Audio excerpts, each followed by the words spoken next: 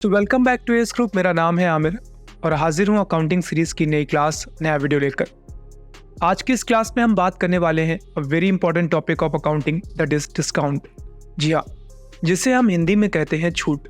तो आज की इस क्लास में हम जानेंगे डिस्काउंट्स क्या है, डिस्काउंट्स कितने प्रकार के होते हैं और टैली प्राइम में अगर हमें डिस्काउंट की एंट्रीज को कोट करना है तो वो हम कैसे करेंगे। हमेशा की तरीके जो भी मैं यहाँ पे स्टडी मटेरियल यूज़ करूँगा, जो भी आपको पीपीटीज दिख रही हैं, ये सारी की सारी आपको डिस्क्रिप्शन में मिल जाएंगी। आप जाकर वहाँ से इसको डाउनलोड कर सकते हैं। बशर्ते डाउनलोड करने के लिए आपको इस वीडियो को पूरा देखना पड़ेगा, क्योंकि इस वीडियो में मैं आपको पार्ट्स दे रहा हूँ। जैसे वीडियो स्टार्ट हुआ था मैंने लेटर्स देने स्टार्ट कर दिए थे, तो इस वीडियो को आप लास्ट तक देखेंगे तो टोटल मिला के जो 6 लेटर्स होंगे आपके पासवर्ड के, वो आपको मिलेंगे। जब आप पीपीटी को डाउनलोड कर लेंगे तो बाद में आप उसको अनजिप करेंगे तो ये पासवर्ड आपको एंटर करना पड़ेगा। तो चलिए स्टार्ट करते हैं आज की क्लास। देखते हैं सबसे पहले डिस्काउंट होता क्या है।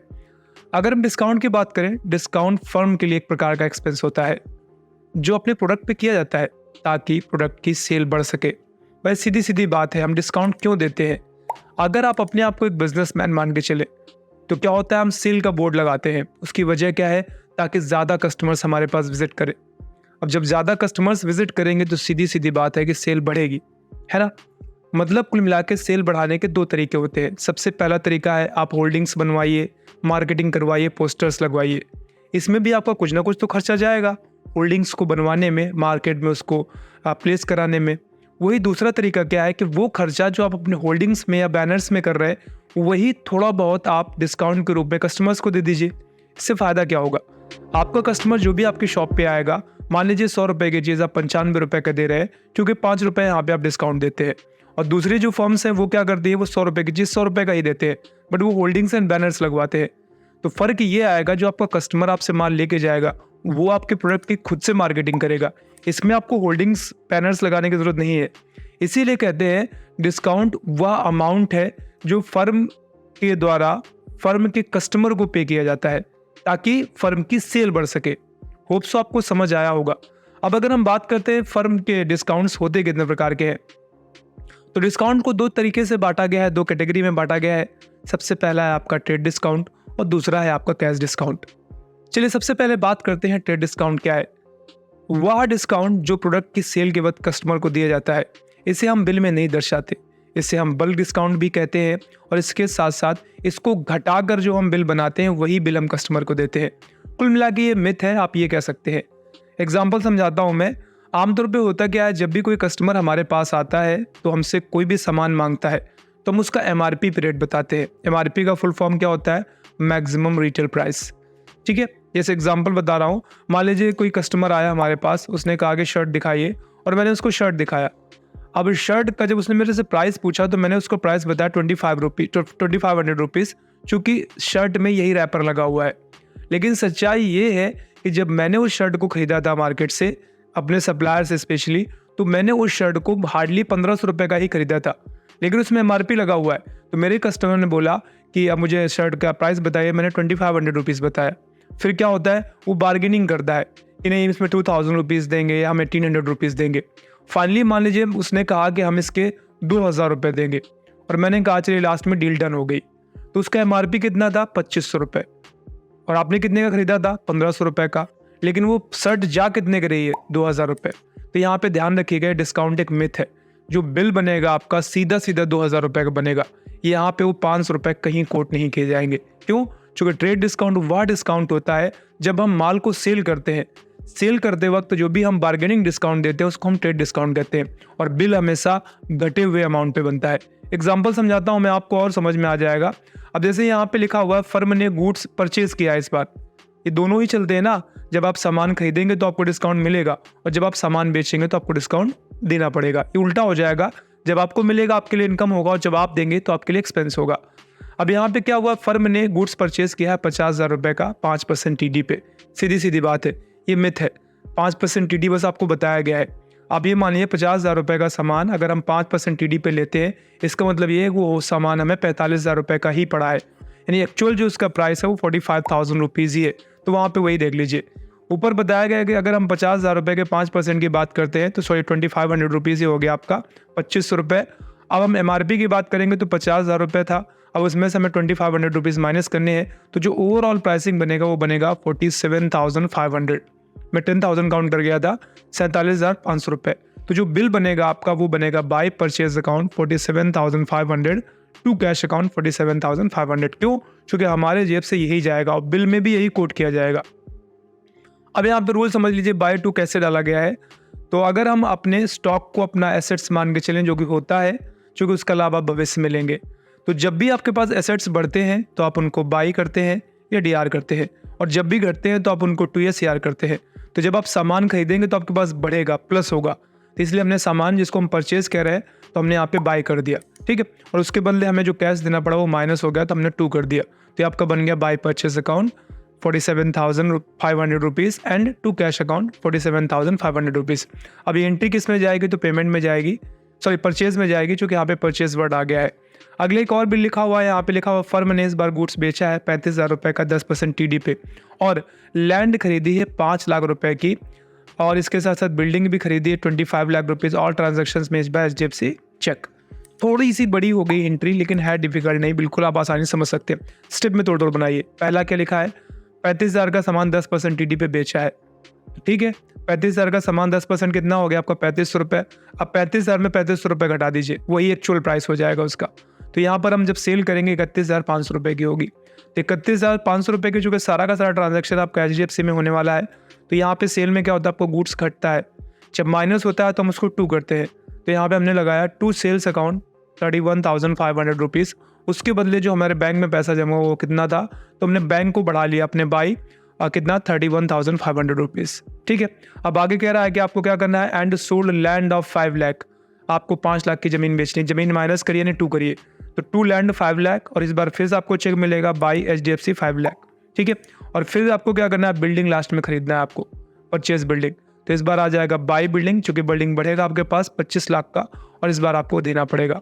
ओवरऑल अगर आप देखेंगे कितना क्या हो जाएगा, 2 में सेल्स आ जाएगा ऊपर का आपका 31,500 रुपीज़, 2 में ही लैंड आ जाएगा 5 लाख।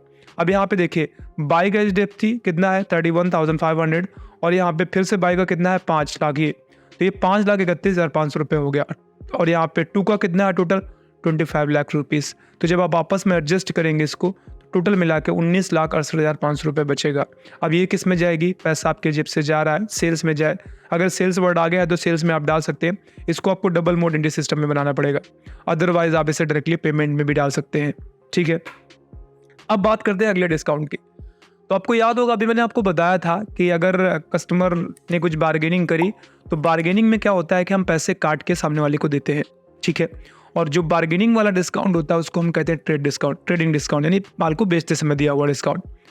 अब अगर हम अगले डिस्काउंट की बात करेंगे, that is called cash discount. ये कब होता है?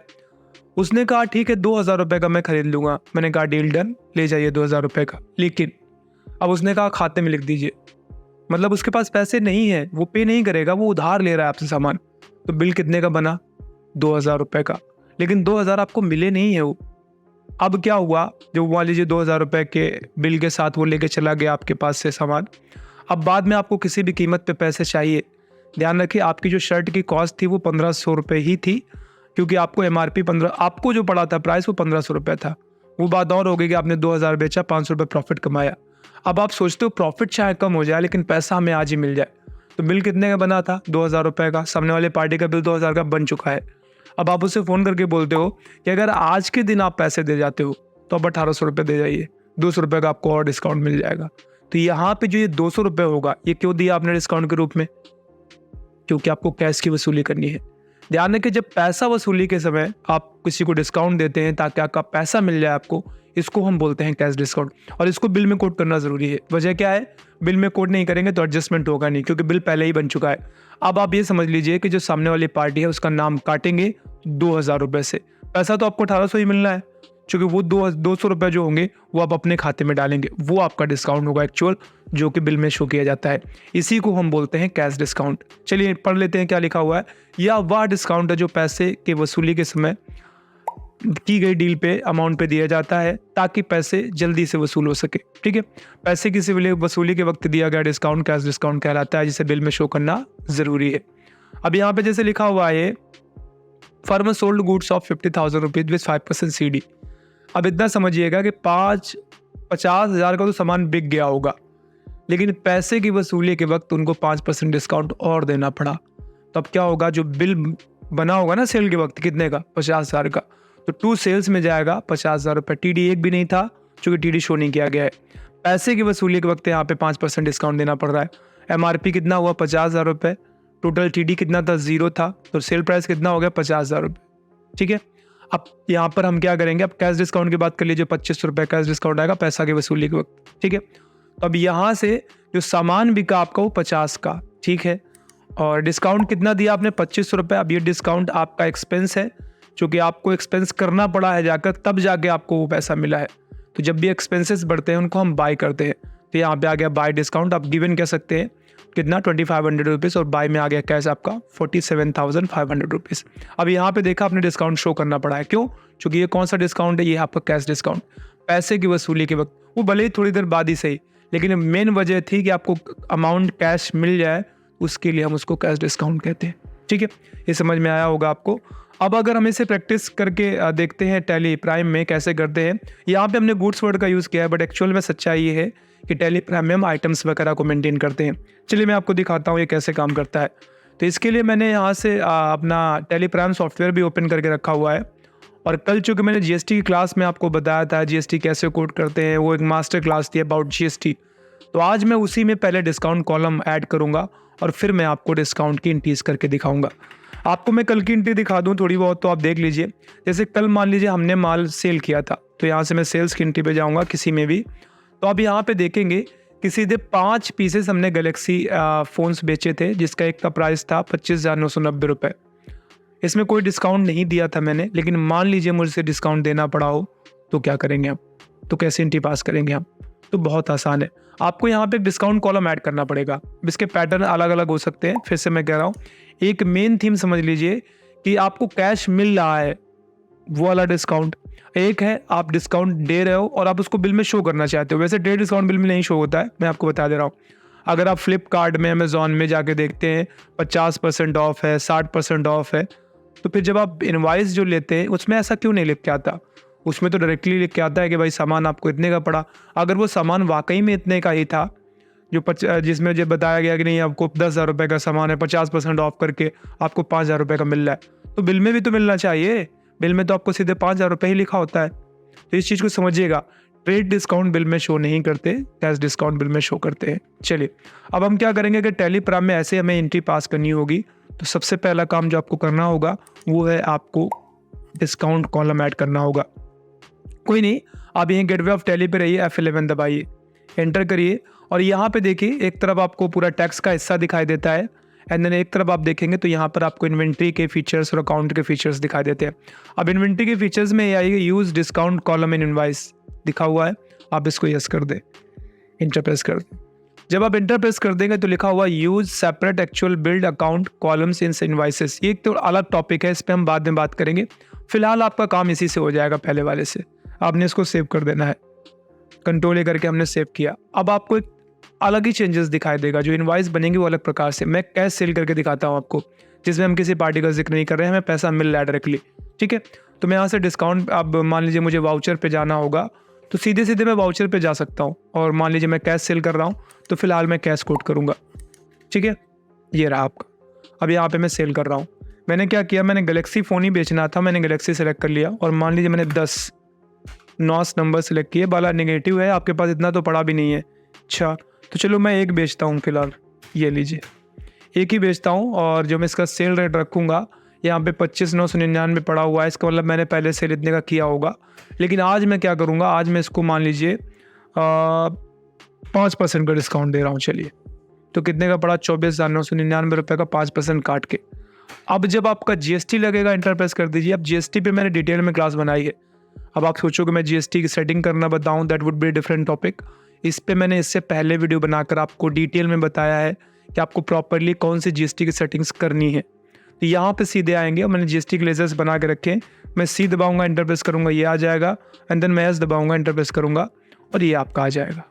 अभी क्या होगा, आप इसको सेव कर लेंगे तो आपकी एंट्री पास हो जाएगी। हाँ, एक और चीज़, जैसे यहाँ पे तो मैंने कैश डाला है, अगर आप पार्टी का नाम चाहते हैं बिल पे आए तो आप यहाँ पे कैश सेलेक्ट कर लीजिएगा क्योंकि कैश सेल है।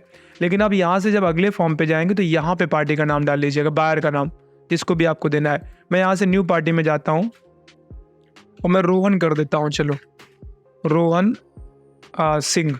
चलिए, तो इससे फ़ायदा ये रहेगा कि जो बिल होगा वो इस नाम से प्रिंट होगा। भले ही पैसा रिसीव हो गया ये हमने बना दिया, क्योंकि यहाँ पे कैश डाला है मतलब पैसा रिसीव हो गया।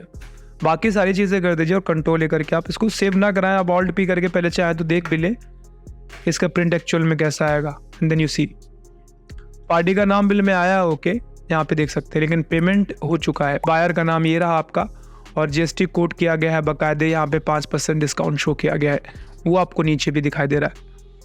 तो होप सो आपको समझ आया होगा, डिस्काउंट इतना डिफिकल्ट नहीं है। सेम जब आप परचेज करेंगे वहाँ पे भी ऐड कर सकते हैं, सेल करेंगे वहाँ पे भी ऐड कर सकते हैं, जैसे भी हो।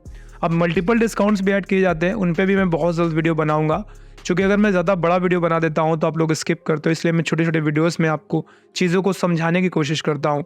होप सो आपको ये वीडियो पसंद आया होगा। आज का ये वीडियो पसंद आया है, वीडियो को लाइक, चैनल को सब्सक्राइब और बेल आइकन पे हिट ज़रूर कर दीजिएगा।